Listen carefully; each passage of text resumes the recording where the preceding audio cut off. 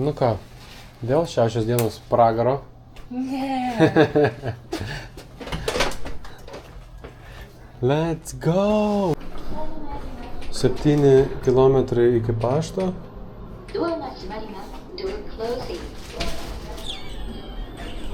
Raktus paėmė? Paliko mane? Paėmiau.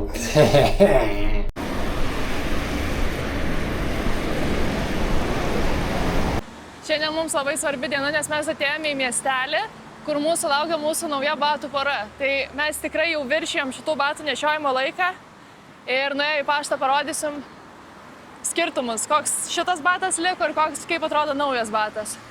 O šiandien ta proga, kad jau priėjom McDonald's, tai nusprendėm, kad laikas užeiti ir parodyti, pažiūrėti, koks yra japoniškas McDonald's. Samurai Mac. Nueisim pažiūrėti ir bandysim išsirinkti kažkokį dalyką, kuris tik Japonijai gal yra. Iki šiol valgiau pusryčius McDonald's Japonijos, tai kas sužavėjo, kad kiaušinis buvo idealiai iškeptas. Ne toks, kurių labai ilgai guli ant griliaus, o skystas ir šviežias. Tai pažiūrėkime.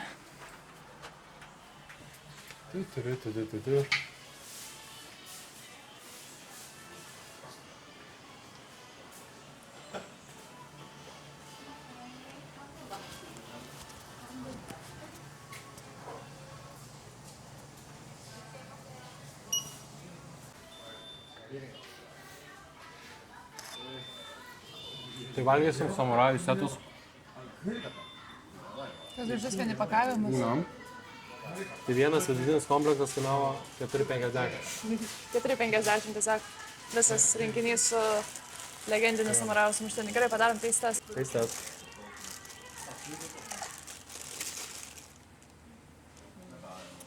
Kiaušinis, beikonas. Viskite. Laukiame vertinimo. Labai įdomus skonis, tikrai jaučiasi soja. Samurai Mac.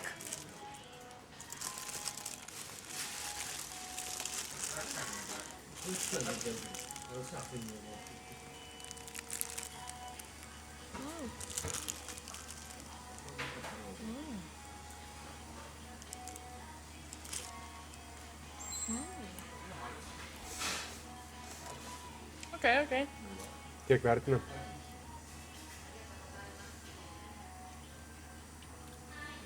Man paskutiniu metu toks alkis, kad aš tiesiog viską metu ir nevertinu. Kaip mano vienas pažįstamas sakė, kaip į pečių viskas. Eina viskas kaip į pečių. Linkėjimai Edgarai. Man tai taip įvertinčiau, kad gal nekartočiau aš. Iš tikrųjų nelabai skanu. Dar įdomus dalykas, žinot, kai būna McDonald's užsisakai su numeriuku, kad tau atneštų prie stalo maistą. Ir tada ten tas pats darbuotojas gamina, neša, tai čia visą laiką tiesiog moteris stovi ir jinai tiesiog laukia, jos darbas yra nešti patiekalus, jinai tiesiog taip tvarkingai stovi ir laukia, kol ateis laikas nešti užsakymą. Ir dabar turėsime, o dabar, kadangi man truputį sugadino nuotaika tas sumuštinis, tai mes turėsim kitą taste test, kuris tikrai nenuvils. Tai yra blinukai. Pakelsim Dovilį nuotaiką. Pakelsim man nuotaiką, pažiūrėkit, su rožiniu, viskas labai gražu. Mažiau kaip blinukai vadinasi. Super. Tai žodžiu, kokia esmė, ką aš norėjau parodyti. Mes jau vienam pirmuoju epizodu rodėm, kaip Julius 7-Eleven darė inžinerinį stebuklą su garstyčiom ir kečupu tokia mindelė. Ir dabar aš supratau, kad čia tiesiog yra japoniškas padažų standartas, taip pateikti padažus. Tai lygiai taip pat pas mane yra obuolių džemas ir kažkokia grietinėlė. Ir lygiai taip pat mano blinukų jie labai skaniai nukeliaus. Nori pirmas? Ne, taip. Opa.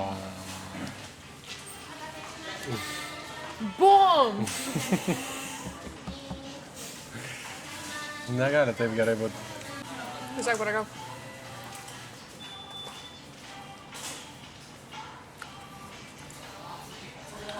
Bum!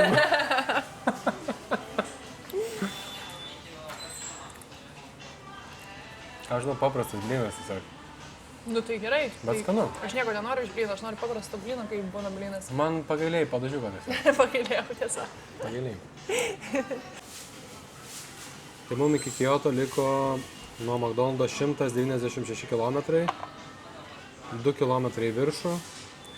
Tai mano pasiūlymas tau yra eiti čia visą dieną per naktį iki Kyoto.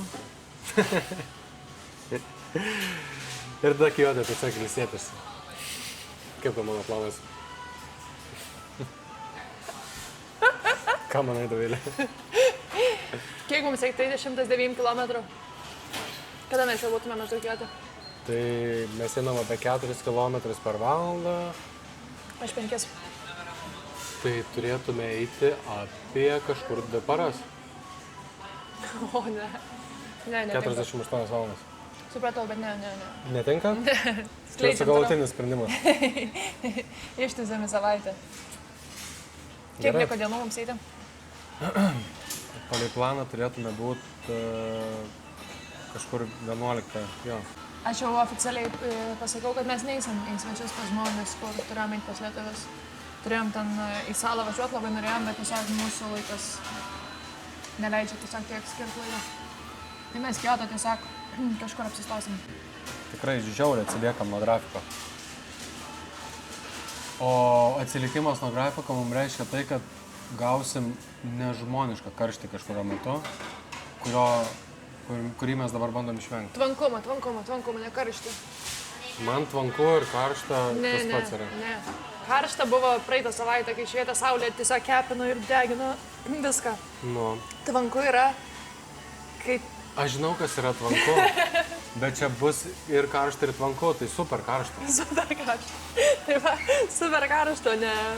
Hiperkarštis. Hiperkarštis.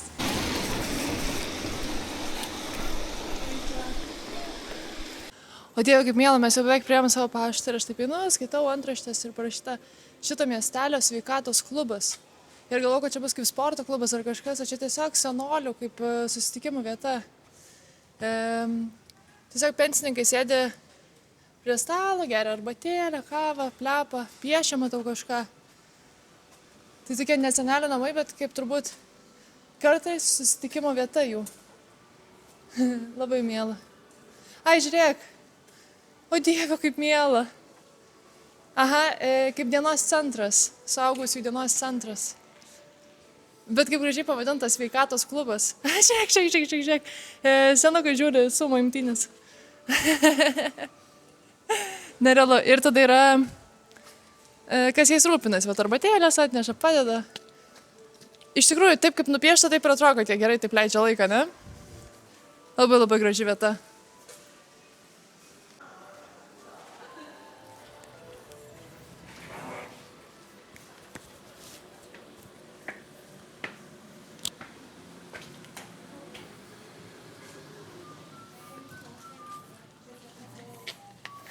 Tai man pasą reikia parodyti.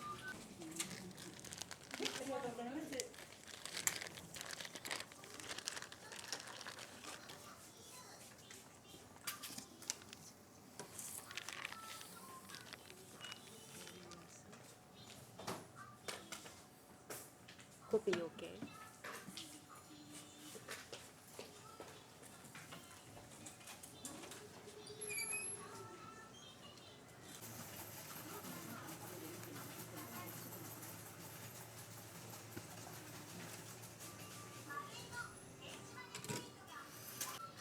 Card どうぞ。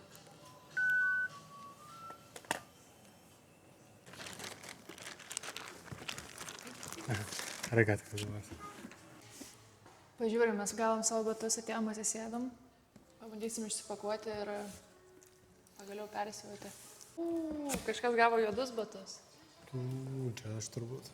Tas pats modelis, tik tai juodi batai. 45 mano išmėnė, įsivaizduojat? Aš realybėje nešioju 42, bet dabar esu 44 ir man jau jie pradėjo spausti, tai ant tie koja išsipučia tiesiog. Jo, ir 46 juodi, tai tu pradedi kelionę su juodais batais. Nice. Mano juodi gal dar bus Gražuliukai kiti. kokie. Mano visiškai tokie patys, tai dabar galėsim padaryti palyginimą.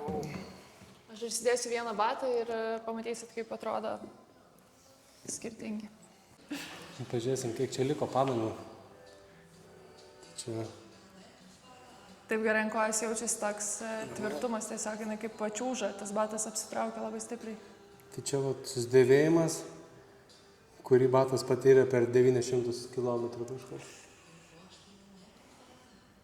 Realiai šita vieta labiausiai nustebėjo. Ir kulnas, aišku.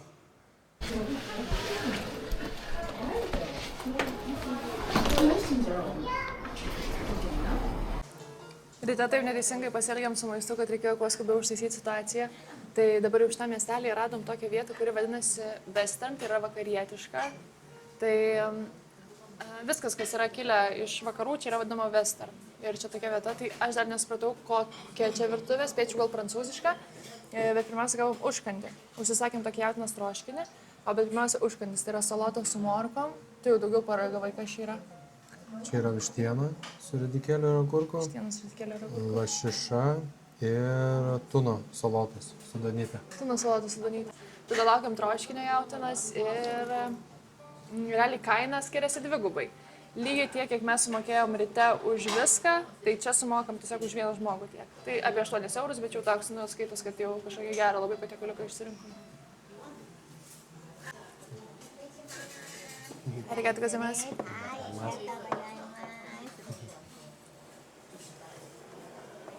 Ką darytum, jeigu atnešame taip ryčius ir va čia ir yra tavo troškinys, kurį tu užsisakei? Aš, man atrodo, mačiau nuotrauką to beef stew. Ir parašyta buvo, kad laimingo jaučio troškinys. Nebūna laimingo jaučio.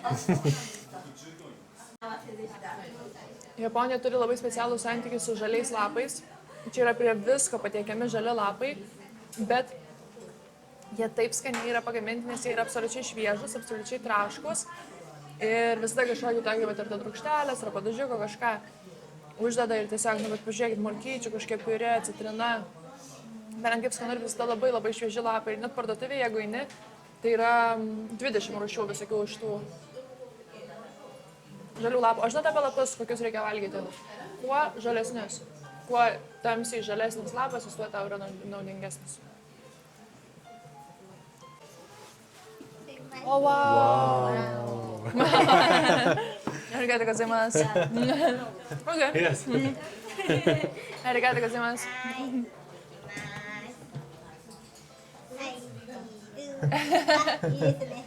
Ne, čia tiesiog jūs pažiūrėkit. Žirneliai, grietinėlė, jautiena. Ir jinai, ta prasme, tokio minkštumo viskas čia, kad taip ištroškintai. O dieve. Pažiūrėkit, mes jau čia valgom labai skanu ir čia daug skirtingų visokių dalių buvo ir mes kažkaip komentuojam, kalbamės. Ir šefas turbūt pamatė ir pažiūrėkit mums atnešė. Subraižęs visą instrukciją, kas yra mūsų patiekalė. Jautienos troškinio ingredientai. Žirneliai, vištiena, bulvė. Net pagal vietas taip ir buvo sudėliota. Jautiena, kita jautienos dalis. Ir toks ir troškinukas. Nieko panašaus nesugavosi. Atėjo šefukas pats juokėsi ir žemėlapį. Bet taip gražiai, nes idealiai taip ir buvo sudėta ant bulvės ir vištienoje. Labai skaniai valgom.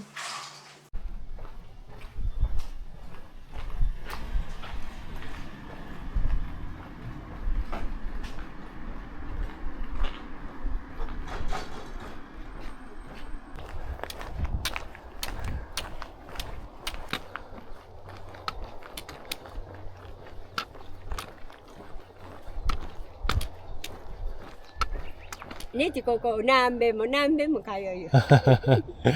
Arigatou gozaimasu. Arigatou gozaimasu. Arigatou gozaimasu. Wakai no ni.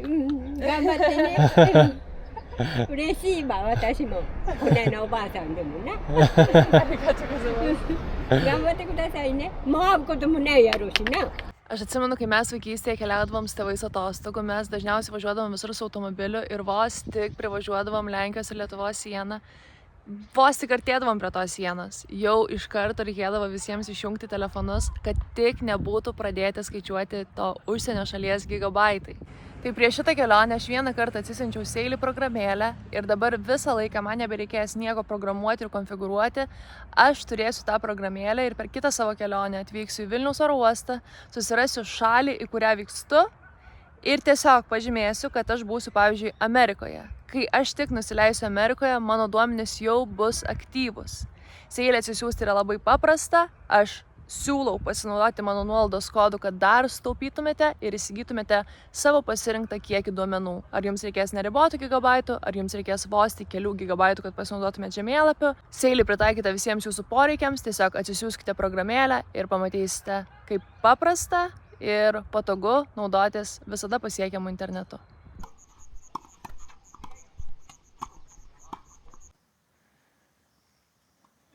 O mes savo cirko palapinėje, šią naktį statomės palapinę ir eisim miegoti. Dabar yra tik tai gal 7 vakaro, bet visiškai esam išsekę.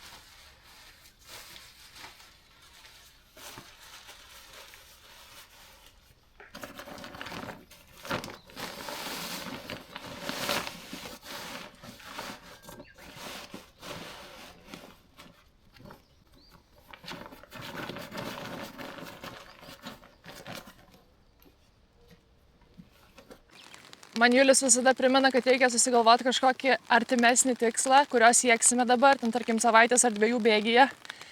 Ir aš visada sakau, gerai, pagalvosiu.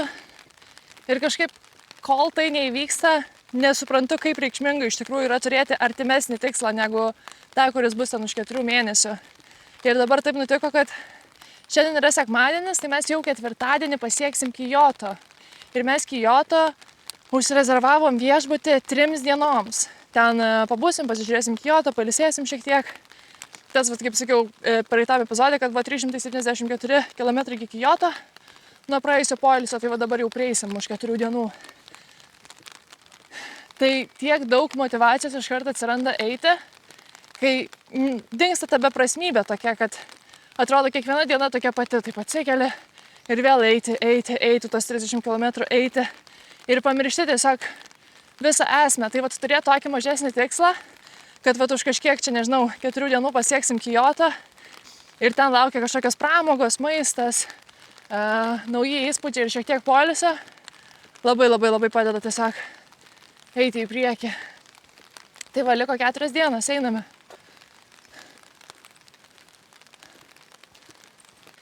Tai va, čia yra kelias ir jisai visas yra pasviręs, va taip va. Ir visas šaligatvis, va čia šitoj vietoj iš vis akivaizdžiai yra labai stipriai pasviręs. Ir visur pakelėse yra padaryti nubėgimai vandeniui. Viskas va taip nubėga. Ir norėjau dar parodyti nutekėjimus, bet tiesiog esmė aiški, kad visi šaligatviai visose miestuose yra tiesiog, viskas yra pasvirę tam, kad apsisaugot nuo lietaus tiesiog. Radau vietą, ką norėjau parodyti. Tai vat visur yra padaryti palei kelią tokie nutekėjimai, va čia yra atidengtas. Ir visada šalia tiesiog yra juosta vandens, kuri tiesiog teka. Va čia dar aiškiau matosi, tai visur, kur einam šalia kelio, yra va tokie nutekėjimai šalia tokios upės. Visą laiką teka tiesiog vandeniui paruoštos. Tada prieinam upės, ten padarytos užtvankos. Žodžiu, pasiruošę tiesiog lietaus audroms. Ir mes pasiruošę. Kuprinė apsaugota, skėtis saugo.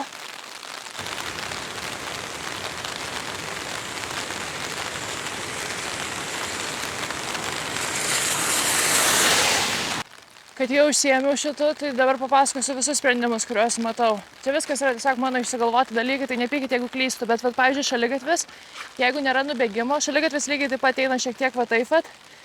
Ir kas kokius 5 metrus yra va tokia skylė padaryta. Tai išbėga iš šaligatvio vanduo ir tada va šita juosta, jisai žemyn nusileidžia ir ten jau vat galim ateiti pažiūrėti. Viskas vėl subėga į tas nutekėjimo juostas ir toliau rieda žemyn. Ir va ten, kur rodžiau upėj, tai aš kaip suprantu, yra padaryta užtvanka, kad upė netvintų, o vanduo tiesiog keliautų toliau.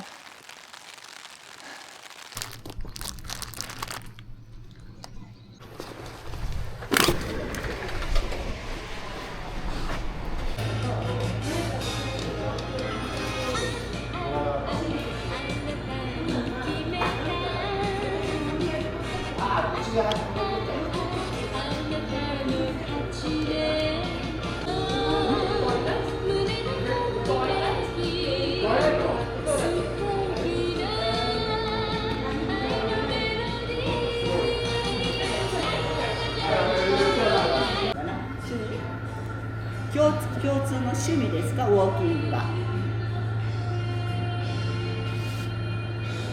My hobbiesは。二人一緒でいいね。ありがとうございます。ありがとうございます。今日はよく遠いところおいでいただきましてありがとうございます。これは博多人形、博多。博多？博多人形。これ博多人形言うんですよ。優しい。いろいろあるんやけど、あとね、私が結婚した時に母が作れた、40年以上前のやつ。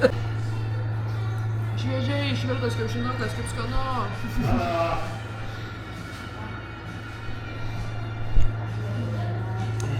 O dieve. Wow.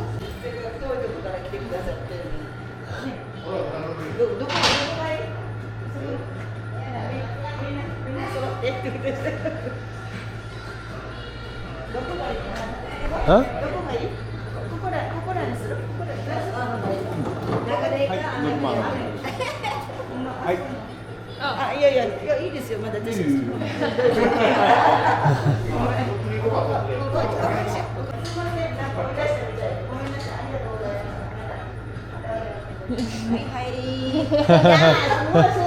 Come, come.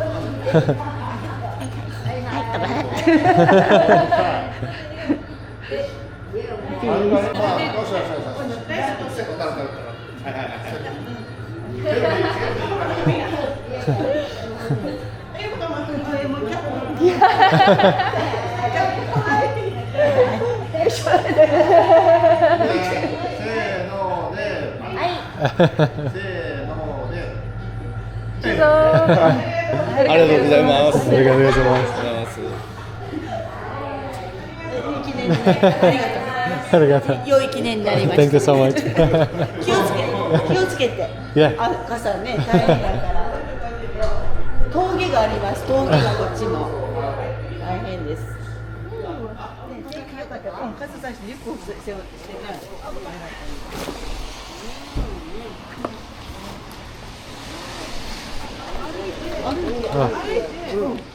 北海道まで行くんです。 My bag. マイバッグ。いや、これ持たれへん。いろんなのが入ってる。これが一個ずつ。知らない。それ聞けへんねん。チャオチャオ。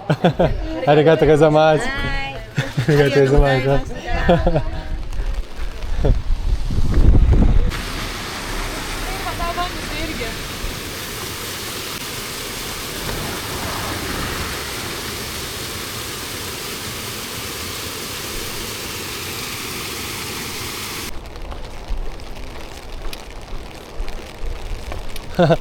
Okay. Okay. ありがとうございます。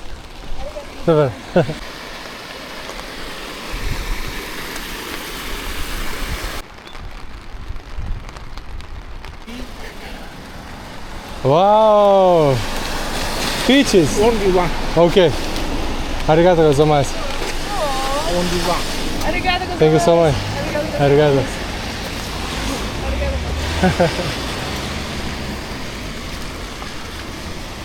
Oh, it's okay. Thank you. Thank you so much. No, no, it's okay. It's okay. Okay. We walk. Okay. Okay. Arigato gozaimasu.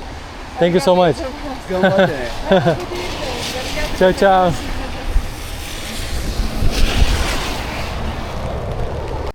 Nežmoniškai išsekino lietus, bet mums liko šiandien eiti 2 km iš viso buvo, tai jau labai nedaug.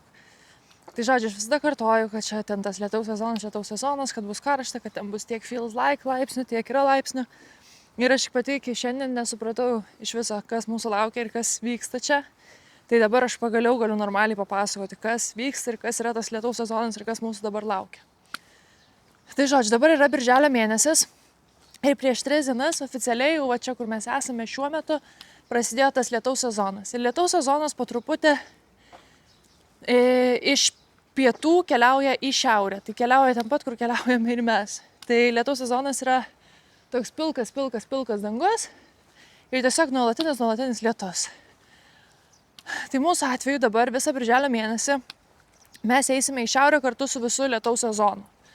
Tai reiškia, kad kartą per savaitę mes turėsim tokį 100% lietų kaip šiandien, kai tiesiog nuo ryto iki vakaro lyja lietus. Temperatūra yra tokia, nežinau, skaičiau labai lietuviška lietaus temperatūra, tiesiog, nežinau, kokie 23-24 turbūt laipsniai.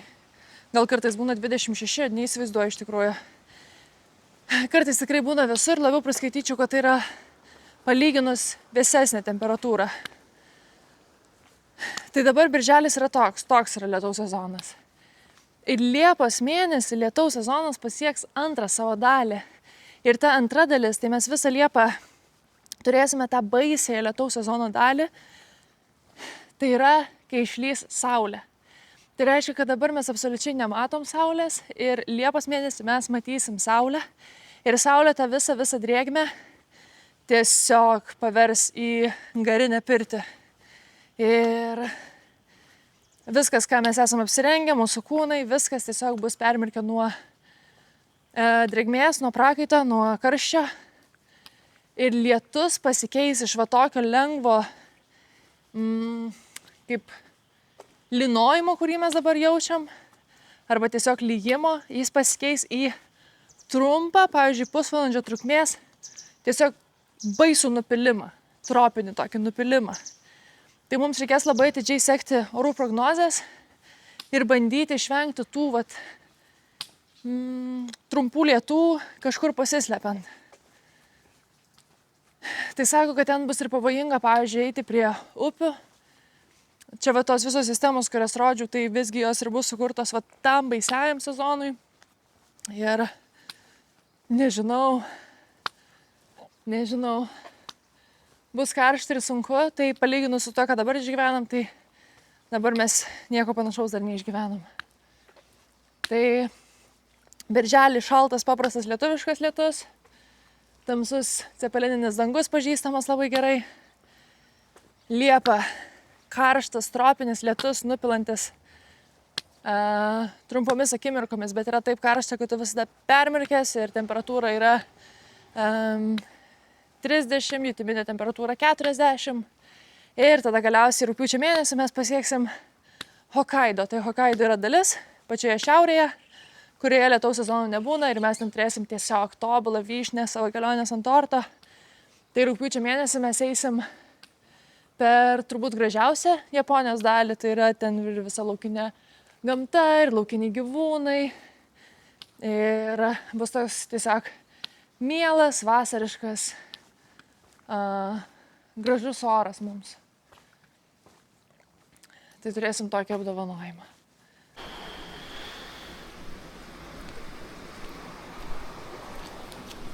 Labanaktis.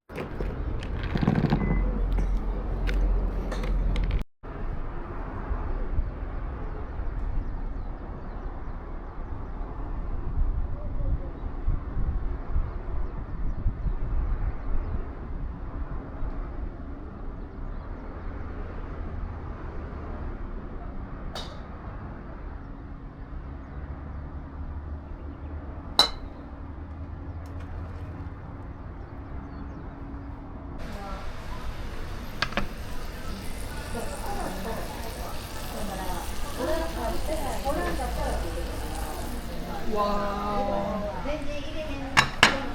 Šitą pasidalinsim.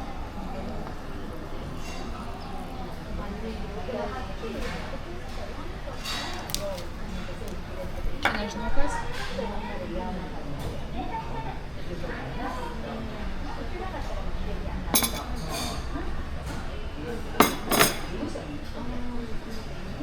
Bye bye.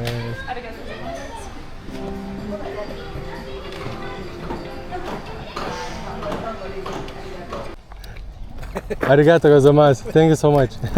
これはいいかな No, it's okay. Arigato gozaimasu. Vienas labiausiai man nesuprantamų dalykų Japonijoje tai yra raudonųjų pupelių įdaras. Tai čia yra vienas populiariausių apskritai desertų įdarų, su juo yra pyragai, su juo yra bandelės, su juo yra ledai ir tai yra tiesiog tos pačios raudonosios pupelės, kurias valgome mes. Taigi mes jas dedame čilių troškinius ir kažkokius sūrius patiekalus, o Japonijoje jas ten kažkaip verda su cukrum ir jos tampa saldžia deserto dalimi. Skonis tai yra grinai toks, kokį galima įsivaizduoti. Tai jeigu išsiverdi raudonas pupeles ir tiesiog jas pridedi cukraus, tai gaunasi grinai būtent toks skonis. Tai man labai įdomu, ar per visą kelionę man pavyks priprasti prie šito skonio. Nes kodėl aš turiu iš viso šitą bandelę, tai ką tik sustojo tiesiog automobilis ir pavaišino Julių ir Julius man atidavė ir palinkėjo, kad nebūtų su raudonosiom pupelėm, bet dėja yra. Tai kiekvieną kartą, kai valgau, tai vis skaniau, vis tos pupelės tampa saldesnės. Tai gal kažkaip pavyks perorientuoti per likusį laiką. Bet, viską, žinokit, pavyzdžiui, jeigu būna bandelių, kaip kepikla, ten dažnai nerašo, su kuo yra bandelės, jos visos atrodo panašiai, tai tiesiog renkuosi pagal kainą ir mu šiek tiek brangesnė, nes tos raudonosios pupelės vienos pigiausių, tai tiesiog, kad išvengti jų. Viską darau tiesiog ir viskas, kuo mus pavaišina, tai jeigu pavaišina, pavyzdžiui, pakeliai ledais, tai ledai bus raudonosiom pupelėm. Tai va šitas man yra labiausiai nesuprantamas kol kas dalykas Japonijoje. O mes einam ir šiandien ryte buvo likę 90 km iki Kyoto. Tai mes ten turėsim tą savo sustojimą ir labai labai laukiam. Bet einasi neblogai, nes vakar pavyko dar karštas versmės rasti. Tai karštos versmės yra ne lauke, o viduje, tie pastatai, tokie onsenai vadinami. Tai ir nusiprausėm ir atpalaidavom kūnus, tai švarus šiandien vėl. Toliau einam, tai ryte buvo 90 km, šiandien nueisim 30, rytoj nueisim 30 ir jau poryt, kai nueisim 30, bus viešbutės. Ir Kyoto jau planuojam, kad ir pavalgysim, ir pailsėsim. Excited.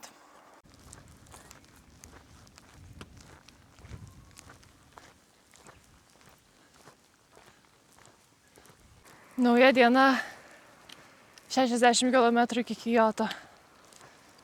Rytoj papietų jau pasieksim tikslą. Einam ir tiek, nieko nevyksta, einam ir tiek. Tai pagavome tą ritmą, 30 km per dieną, labai gera atkarpa, kurią nueini ir gali kitą dieną vėl tiek pateiti. Tai jau ilgai einam tą 30 km per dieną. Žiūrėkit jau kaip užaugo tie anksčiau užauginti ryžiai. Tai atsimenu, atrodžiau, kai sodino juos tik tai su traktoriais, jųgi buvo vos nosytės išlindusios iš vandens. O dabar va jau viskas. Kartu kaip mes einam, pas mus kilometrai kyla, taip ir ryžiai kyla. Tokį simbolį turim kartu su mumis einantį, augantis ryžiai. Sustosim tokiam pakelės miestelyje į itališką kavinę. Tai itališko maisto restoranų Japonijoje yra begalybė tiesiog. Kadangi jie turi daugybę patys patiekalų su makaronais, tai man atrodo, kad iš tikrųjų moka paruošti ir itališkus makaronus. Ir, standartiniai ten bolonezė, carbonara. Bet įdomus dalykas apie itališką maistą Japonijoje, tai jie kepa ir picas, ir tikrai skanias picas. Bet jeigu Amerikoje picas yra, įsivaizduojat, picas kambario dydžio, Lietuvoje picos yra tiesiog standartinio dydžio, tai Japonijoje, kai užsisakai pizzą, tu gauni va tokią lėkštutės dydžio pizzutę. Tai turbūt jie tiesiog tą pizzą supranta labiau kaip užkandį kažkokią. Tai va ties pakankamai brangiai ir kainuoja, bet labai labai mažytės, bet skanios svarbiausia. Tai šiandien pietums greičiausiai, kad makaronų suvalgysim.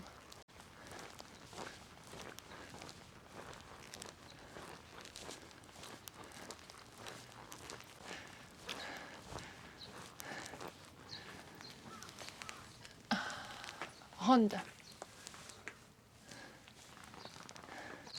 Tai man atrodo, kad čia tas pats picų išvežiotojas, su kuriuo Samoška keliavo per Japoniją. Nes atsimenu, kad jisai va taip pat tą perskaitė Super Cube. Tai belenkai gražus motoroleris. Jau kalbamės, Julius siūlo mums irgi tokį Lietuvą atsisiųsti su laivu. Du siūsim į Lietuvą tokius.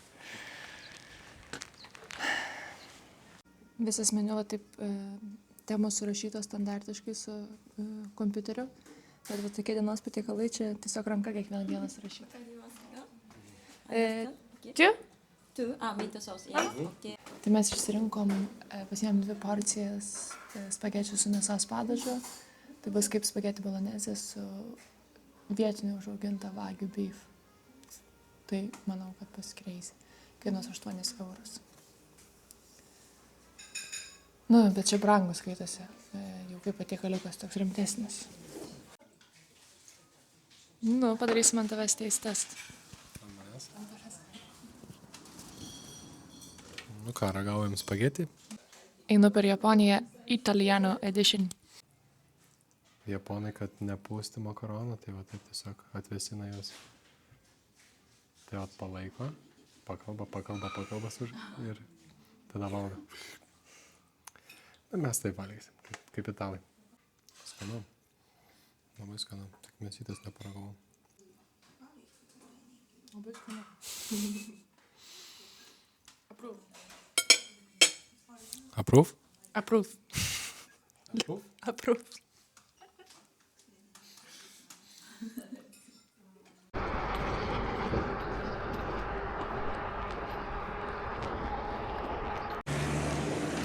Šiandien 3 diena ėjimo iš tų 90 km ir mums liko tik tai 19 km. Tai vakar susijėmėm ir kadangi taip laukim tos poilsio dienos, turėjom vakar 40 km dieną. Tai ką pajaučiau, kad kūnas pagaliau priprato prie ėjimo ir kaip pradžioj kelionės nueidavom ten tos 40-45 ir tiesiog nei vakare, nei ryte nebegalėdavom pajudėti, tai dabar viskas tiesiog taip, kaip turi būti, kūnas stabilus. Jokių skausmų nieko, tiesiog ramiai galim šiandien vėl toliau eiti. Tai viskas, liko 19 km, esam jau, sakyčiau, Kioto priemiestį kažkur. Ir einam ilsėtis.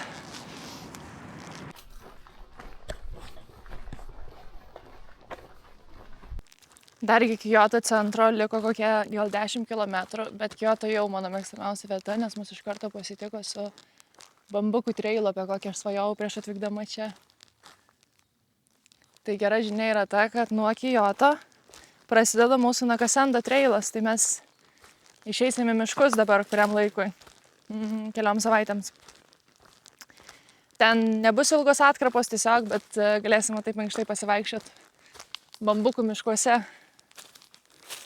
Labai smagu. Tai manau, kad šiandien tada čia atsisveikinam. Mes einame į Kiotą ilsėtis, o turim suplanuotas 2 vakarienės su lietuviais, turim suplanuotą ilgą poilsį. Žodžiu, labai gerai nusiteikę atėjom į Kiotą ir už tai mus iškart pasitiko su tokiu miško taku bambukais apaugusiu. Tai ačiū, kad žiūrėjot mūsų 394 km iki Kioto. Truko, man atrodo, 2 ar 3 epizodus. Ir šiandien mes atsisveikinam ir grįšim su nauju tikslu naujam epizode. Tai gražios dienos, paspauskit patinka, jeigu jums patiko šitas video, galit pakomentuoti, kažko paklausti, kad mes galėtume papasakoti naujam video, arba tiesiog paspauskit subscribe ant šito kanalo, kad nepraleistumėt kito bambukų video. Linkėjimai, labai geras vasariškas oras, labai gražus bambukų miškas tiesiog. Vau, čia buvo mano svajonė atvykti į Japoniją ir pamatyti tiesiog bambuką. Neįtikėtina.